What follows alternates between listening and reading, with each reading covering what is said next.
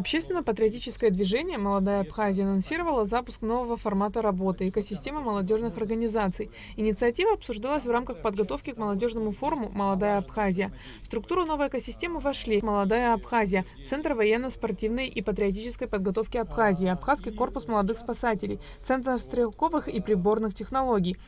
Понимая, что у молодежной политики есть много направлений, и понимая, что в рамках одной молодежной организации несколько серьезных, более или менее серьезных направлений реализовать очень сложно, было принято решение о создании экосистемы молодежных организаций. В ближайшее время сформировать 7 районных отделений. Это задача номер 1. И в течение года 50-70 сельских ячеек.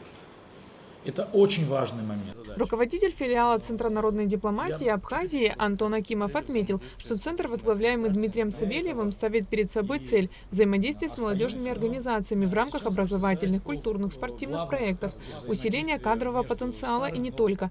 «Молодая Абхазия» — это очень эффективная, структурированная, конкретная системная площадка со своими конструктивными целями, планами, которые дают большие возможности для развития молодежи всей страны, объединяя и взаимодействуя. Также я знаю, что под большой поддержкой администрации президента Батру Зурабовича все взаимодействуется и двигается вперед. Центр стрелковых и прикладных технологий откроется в Абхазии. Он будет заниматься развитием стрелковых видов спорта, просветительской и образовательной деятельностью, спортивной инфраструктурой, социальными и общественными программами. По словам председателя организации Тадри Зухба, ключевая задача Центра – формирование устойчивой системы стрелковой и прикладной подготовки в Абхазии. Центр будет встроен в единую экосистему молодежных организаций, созданную по инициативе движения «Молодая Абхазия». Ключевой задачей, можем сказать, что является формирование устойчивой стрелковой и прикладной подготовки в Республике Абхазия. Чтобы молодежь вовлечь в это, чтобы они этим занимались, но знали как бы.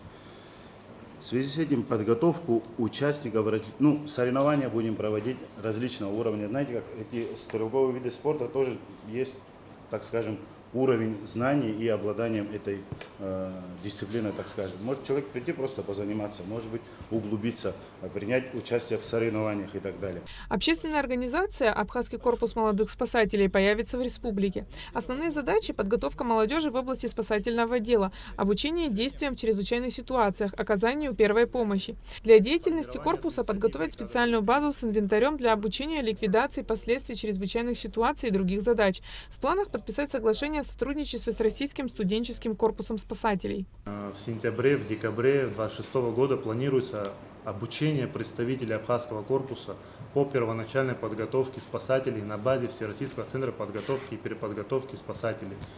То есть это не то, чтобы здесь всех мы, волонтеров, как-то собрали, они работают. Нет, они будут именно проведут обучение в соответствии с планом работы. Также наши коллеги с ВСКС, так буду говорить, приедут сюда и проведут тоже занятия.